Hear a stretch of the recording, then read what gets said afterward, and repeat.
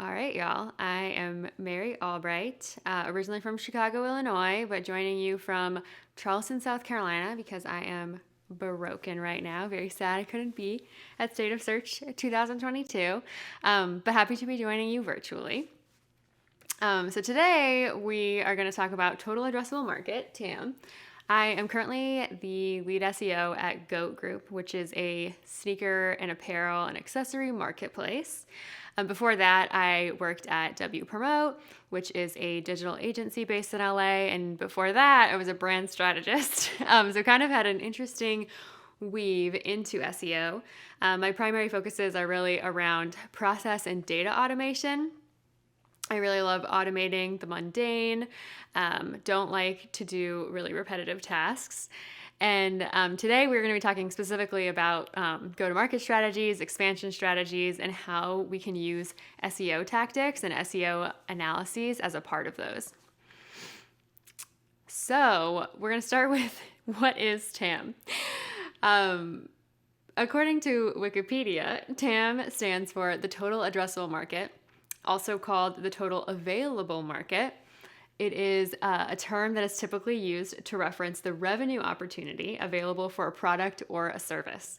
TAM helps prioritize business opportunities, that's really key here, prioritize business opportunities by serving as a quick metric of a given opportunity's underlying potential. I love Wikipedia, great open source information there, but there's those two key points that I want to harken back to. Revenue opportunity. As an SEO, sometimes it's really easy to get in the weeds of search volume and keywords and those kinds of sometimes considered fluff metrics. But revenue opportunity is really what we're trying to get at here. And the reason that we want to get at that revenue opportunity is really so that we can prioritize business opportunities. From an SEO perspective, prioritization is always key. There's 1,000,005 things that we could be doing at any given time. And so these kinds of tactics that help us prioritize those opportunities and really them at the highest level with the business opportunity, those are going to be gold for us. So I've worked in tons of different roles as an SEO before my time in SEO. And one of those, like I said in the intro slide, was brand strategy. In that role, we would help people decide what kinds of businesses they were even trying to create. They come to us before they even had a name. And TAM was one of the big things that we would look into. Like, how many people are even searching for this product that you think you want to create or that you're trying to come up with? Is there even an audience for this yet? And that kind of mentality is what we're really bringing into this TAM analysis. There's lots of really fancy and also very, very expensive consultants that do these types of analysis at the highest level for businesses. So oftentimes as an SEO, you're not really the one who's deciding, should we expand into this category, or like, what should our new product be? But that way of thinking and this type of analysis can be very, very pertinent to your task as an SEO when the company is trying to do one of these expansion exercises. So today we are going to talk about specifically what TAM might look like as an SEO. So for me, there's 4 main reasons or situations that you might be in as an SEO where you might start to do a TAM analysis. One of the biggest ones is international expansion. So you have a great business in the United States or in some other country, and your business, all the execs are thinking about expanding internationally. So they might have done some, cursory research around their target markets, where they think from, these are very fancy, expensive consultants, that there might be some people looking for our products. As an SEO, you can help actually put numbers to how many people are looking for those products on Google already. How many people are specifically looking for them by brand name, or how they might be looking for them differently in different countries. That involves lots of complicated translation work. Another reason that you might be looking into doing a TAM analysis is category expansion. This is very close to my heart at GOAT because we started as a sneaker marketplace primarily. And since then, we've expanded into apparel, accessories, and all kinds of other items. And so category expansion is always top of mind for us. When we were expanding into apparel, we asked questions like, is there people actually searching for this type of apparel by this type of brand. And you can see which types of categories are really worth investing in from an SEO perspective. Very, very similar to category expansion is brand expansion. I mean this more for the aggregator sites, integrator sites, retailers like GOAT. When you're expanding into a category, that might mean, okay, we sell sneakers right now. In the future, we want to sell apparel. Brand expansion is more like, okay, we sell XYZ brands, and we actually want to sell ABC brands. And so they might be very similar to the brands that you carry currently, but there's more potential, more search volume, different type of audience searching for that type of brand that you want to carry. And the last one that we have here today is product market fit. This is a wonderful buzzword that gets thrown around a lot, especially in the startup community. A TAM analysis can help us better understand if there are even people searching for your product yet. So this can help fall into marketing mix strategy. Does it even make sense for you just to invest in organic or in paid search when there aren't even people that know about your product yet, that don't even know that this product category exists? If you are truly, truly new and there's nobody searching for you, maybe your money would be spent better elsewhere, perhaps on social, creating demand for the product first. So today we're going to talk about category expansion, kind of brand and category expansion. This is the one that I have been doing so much of at GOAT recently. It's very close to home.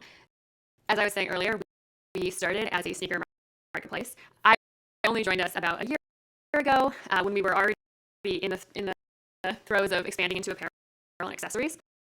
And so we've been doing a lot of TAM analyses to understand which types of apparel and which types of accessories under which types of brands that we already carry are really going to be our money makers, or are really the places that we should focus on from an SEO perspective.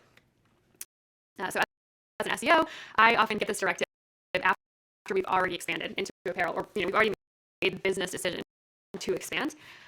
And my first order of business is usually to understand how much demand in my channel there are for these products, so that from a highest level, from an exec level, we can decide where we're going to divvy up budgets as we market this new category. I start usually at the highest level. So here you can see on the right-hand side of the slide 3 concentric-ish circles. The biggest one is TAM. So that stands for, like we said, total addressable market. These are all the people that might search for these things that we're talking about. The second circle is SAM. SAM also stands for serviceable addressable market. So based on your specific business model, for me at GOAT, for you at the business that you're working on, based on that business model, how many of these people could we actually win? And then SOM is the smallest little circle, the serviceable obtainable market. That's the percentage of these people that we could realistically capture and actually convert into buying customers. So lots of more buzzwords for us. As an SEO, we won't be using those buzzwords. We'd probably be looking at something like this. At the highest level, TAM would be something like total monthly search volume of all the keywords in the space. Within this new category, how many people do all of our wonderful tools say actually look up this tool or this service every single month? The second level could be something like our total impressions that we might get. We're not always going to be on page 1. We're not always going to be in the first position, especially not right after we expand into a category. So total impressions, we would look at that monthly search volume we got from TAM and multiply that by some kind of difficulty factor to figure out a more realistic, like what's the actual addressable market that we might be able to service. And the third circle, the serviceable obtainable market, that might look like the actual clicks that we get to our site. How much real traffic can SEO drive? How many people are we going to be able to capture with our wonderful content? So we might look at something like the impressions times a certain click-through rate. And then we added one more circle here with lots of dollar signs on it. So from our clicks, we can back into a revenue revenue number. So if we go back to our first slide about TAM itself, the really big reason for doing a TAM analysis is for that revenue opportunity. And so when we have, our monthly search volume, our impressions, our clicks, we want to actually get down to an even smaller circle, which is our revenue potential. And so we can use things like conversion rate and average order value to back into that number.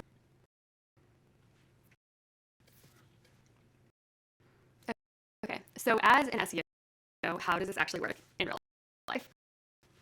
Our SEO TAM process is going to look very different from the fancy consultants. So the first step that I usually take is by identifying our actual keywords. We want to research what kind of words our users are already searching for to find products in this category. You can ask yourself these types of questions.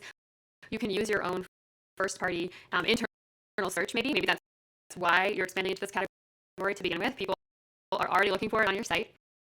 You can use competitor sites to identify what keywords they're already ranking for in the categories you're trying to expand into. You can do user research and ask real users how they might search for these things or what they're actually looking for when looking for a turtleneck under a certain brand. One of my favorite ways, actually, to identify the types of keywords that users are looking for is through Google Merchant Center's own classification. So if you're an SEO, you might be unfamiliar with Google Merchant Center. It is where all of our paid friends run our product listing ads. So sometimes I'll send a feed straight from your site, if you have an e-commerce site, directly into Google Merchant Center, and from there they're able to run tons of different ads on Google search. So when you create these feeds for Google Merchant Center, one of the requirements is these classifications. So there are certain codes for each classification that you can add to your feed. So Google knows that this is an apparel and accessories item. It's a clothing item underneath that, and it's activewear underneath that, and it's boxing shorts underneath that. And so they're able to know that this specific boxing short SKU you have is in fact boxing shorts under activewear, under clothing, under apparel and accessories. And so they've kind of mapped out all of the categories that they already approve of, which makes it very easy for us, if one day we are going to try to run ads, to actually start from this classification in our TAM analyses. When we have identified these categories, we can create a list of keywords from them. And from there, I dive into the brands that we already carry. So when I do a category expansion, it's not only just, okay, what is it going to look like to take apparel? It's going to be what is it going to look like to add apparel from this brand, and that brand, and underneath apparel, what is it going to look like to have t-shirts, hoodies, outerwear, coats, all the different types of subcategorization there. And so once I have all my keywords, that's when I start to build a model. Before we get into model building, I just want to make it very clear that these are in fact models. They are not a perfect representation of reality. They aren't meant to be, and they never will be. They can be as simplistic as we want to serve our needs and as complex as we need. The real goal here is to understand the market. And if we go back to that original Wikipedia definition, it's so that we can prioritize business objectives. We do not need to know the exact perfect number of people that are searching for each thing every day. Our monthly search volume numbers that come from a variety of tools are already estimations, so it will never be perfect. So we're just going to set that perfection aside and go into what a model might look like. So I do this kind of stuff a lot. I have a template that allows us to rinse and repeat for each new subcategory or brand that we would like to add. I have a list of our approved brands already, and then a list of the ways that we know users search for each subcategory and item within that subcategory, from streetwear to high fashion. As you can see in this slide, very simple concatenation. Just looking at the brand names on the left-hand side and then the ways that people search for them, whether it's apparel, clothes, clothing, hoodies, t-shirts, all of those types of categorizations. With those concatenations, we get all of our keywords. From the keywords, we then pipe in a data dump from our preferred keyword platform. You can truly use any of them, from Keyword Planner, Keywords Everywhere, SEMrush, Ahrefs. They're all pretty much the same as long as you just keep it consistent. From there, we do a bunch of VLOOKUPs so that we reference the data dump and our concatenated keywords to find what our monthly search volume might be by category, by subcategory, and then also by brand. We basically have the TAM at this point. This would be like without any adjustments, without any realistic numbers, just like how many people might actually be searching for these things. One of the cool things about using Ahrefs is that they have the parent category. So sometimes, or parent topic, I think it's called. So sometimes we'll use that to get a more all-encompassing understanding of the search volume for a brand. But it's really great when you build your model in mind with how you might want to segment things down the road. So here I do it by brand, and then by top-level category and subcategory. And then the next step is actually creating a realistic potential traffic number. So like our bubbles showed us in one of the earlier slides, the first monthly search volume exercise is really only one part of the analysis.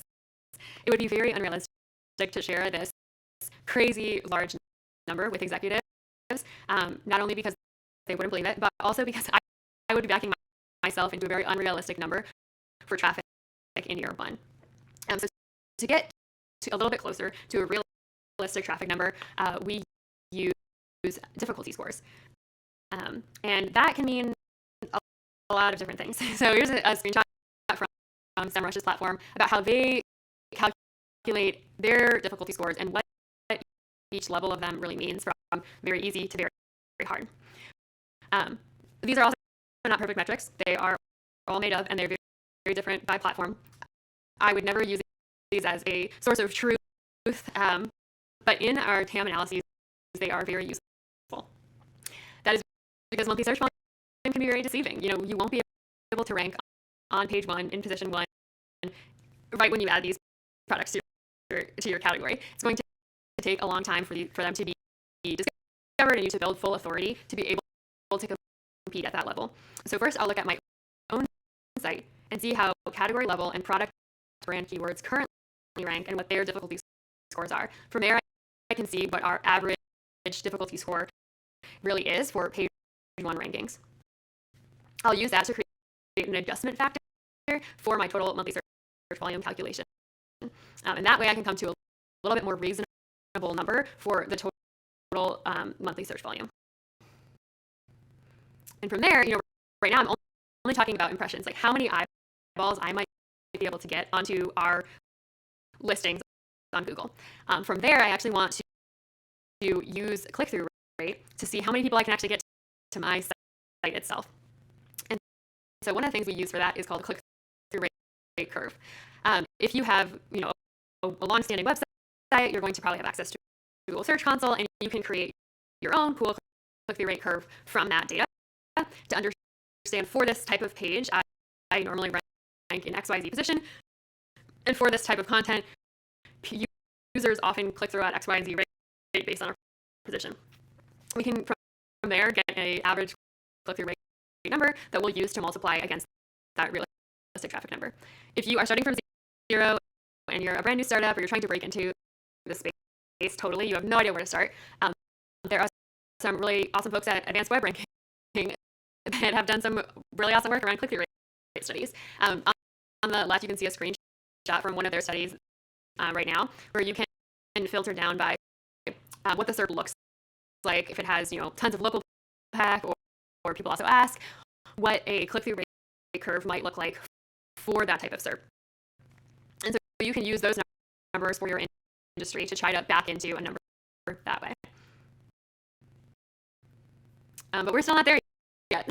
So from our realistic traffic number, we're now looking at a number that is how many people have actually clicked to my site. now I want to go back to what that definition was and find a realistic revenue opportunity. So how many of those users that have clicked through to my site can I convert? And how much are they actually going to pay us when they do convert? And so to do that, we can use e-commerce conversion rate and average order value. If you are a B2B website, that's going to look a little bit different. You're probably going to use your general lead conversion rate and maybe some sort of average lead value for your revenue number. And so when we multiply our conversion rate by our average order value by that adjusted traffic number, that are the people who actually can come to our site, we will back into a revenue number. So we're really just multiplying all of the steps that we have just come from. And this number is gold, our revenue potential. Why is it gold, you might ask? So what is all this business speak? We haven't talked about SEO at all really, besides monthly search volume. Like, when are we actually going to get into some SEO stuff? Well, that moment is now. As in SEO, we often try to get down to business really, really quickly. But these TAM analyses are super important to bring all the way up to the executive level. The execs are really going to care about that revenue number that we just talked about. In 1 year, in 3 years, in 5 years, how much money can we make from your channel if we do this type of expansion? So first and foremost, I share it with the exec team to get their buy-in. They aren't going to care about our nitty-gritty SEO details, our monthly search volume numbers, but they are going to care about that revenue potential. How much money can I make them in 1 year's time, 3 years' time, or 5 years? I need to get their buy-in to start actually making my SEO strategy for that time period. I'll need to get buy-in for dev resources so that we can build out new page types, so that we can expand our sitemap automation. I might need to get buy-in. I might need to get resources for a new writer or two so that we can expand our content creation and really build up the authority necessary to rank well in this new category. After getting that exact buy-in for our hiring needs, our expansion needs, I'll start sharing with all of my peers in other teams. So I work in-house. This is probably very different than someone who's working agency side. I have access to talk with our taxonomy, catalog team, and all of our internal resources. As an agency side employee, I would probably have to create tons of plans and presentations that to then pass off to someone in-house, to then pass off to someone on these teams. So it's really awesome that I get to speak directly to them. I'll go to the taxonomy team. We'll discuss new categorizations that came from this TAM analysis. What categories are really worth leaning into, which categories are going to need subcategorization and children pages underneath them. I'll then talk to our product catalog team to discuss what types of classifications we will need to add to our catalog when we do expand into these categories. So coming from a sneaker marketplace to an apparel marketplace is a big jump. There's classifications like what the upper fabric is for a shoe that aren't really relevant to a t-shirt. And there's things like sleeve length that are more relevant to a t-shirt than to a sneaker. So those types of categorizations are super helpful from an SEO perspective, because when I have them, I can automate page types on the front end. And so lots of this legwork and behind the scenes work as we start to build into these categories. I also can talk to the merchandising team to discuss how this new category will blend cohesively with our existing categories of products, what the homepage might look like. Are we going to change our nav structure to better accommodate all these different sections? What is it really going to look like visually, so that I know what kind of internal linking might change as well? And then I talk to the engineering team. They can be our closest allies during this time, especially if there are hierarchy changes on the site where URLs are changing. Definitely the page development itself, how that will come to life, what types of schema we're going to use, breadcrumbs, what the site map might look like, and how it will evolve as categories develop. And then last, but definitely not least, probably most importantly, I'll talk to the paid team. We'll discuss our holistic search strategy. So with our TAM analysis, a lot will actually come to light about what we can really compete on right now. So from an SEO perspective, it might take a very long time for us to rank super well for all of these keywords. And we'll start to discuss what we really can win organically and what we'll need a lot more help from a paid perspective. We can also talk about the Google Shopping feed and how that's going to come into play. The Merchant Center helps us qualify for organic listings as well. And so making sure we have all the right classifications for Merchant Center, making sure the descriptions are flowing, and all of that, so that we can share all those resources. So this TAM analysis doesn't end when we have our one number. It can seem like a lot of work just to get to one revenue number at the end of the day. Make a really cool presentation, and that might be it. From my perspective, we end up using this TAM analysis to feed into tons of our strategy for the rest of the year. It becomes a kind of bartering tool with all these other teams to talk about prioritization and cohesive strategies. So it doesn't end with one number. And if we go to the next slide, we can see how this actually informs our SEO strategy for a long time to come. We can use the data that we've extracted and prioritized to directly inform many facets of our strategy. Probably one of the most important ones is our text specs. So we use the monthly search volume data to actually determine which pages we need to create. Do we need to create an apparel page, a t-shirt page? How many levels of subcategorization do we need to go down? What is really going to fit the user's needs? And so from a technical perspective, we'll write requirements for URL structure, breadcrumbs, schema, hierarchy, any nav changes. A lot of things might change on the site as we introduce new categorization. And then we go into PLP content.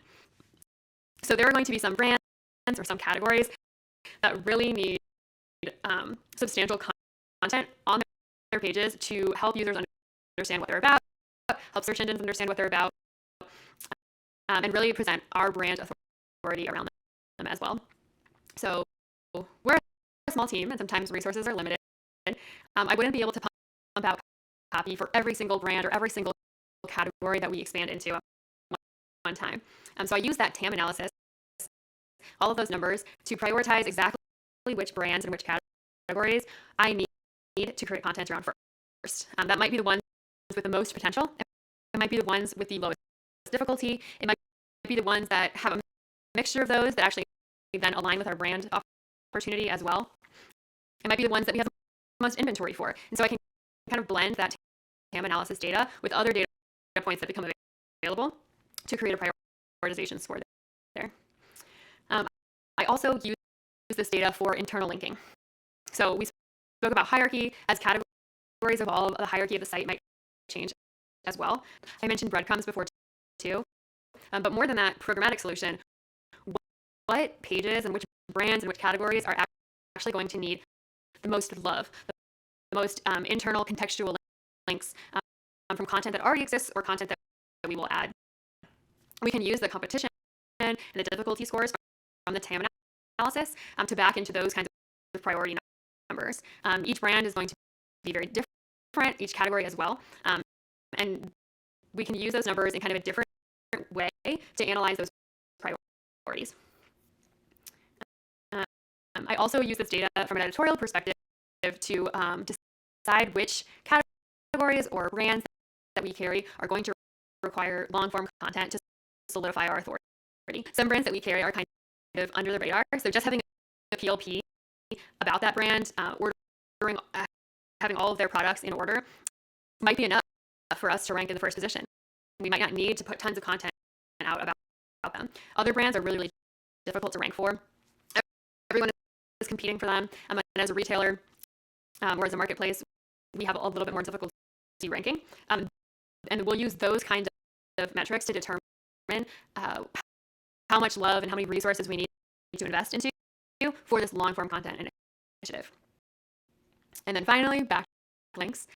In the same sense, there's going to be brands and products and categories that are super easy to rank for, some that are super, super hard, We can use this TAM analysis to weed out the brands that are lower competition and don't need, offsite content to support them, which we can also find which brands are super high competition, high search volume, high everything, and need a lot more love with offsite content.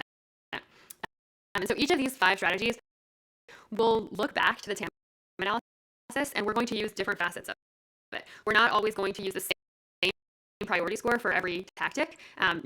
Not every brand that gets PLP content is also going to get linking in articles and backlinks. We can use it to craft different strategies for each specific element that we're going to focus on.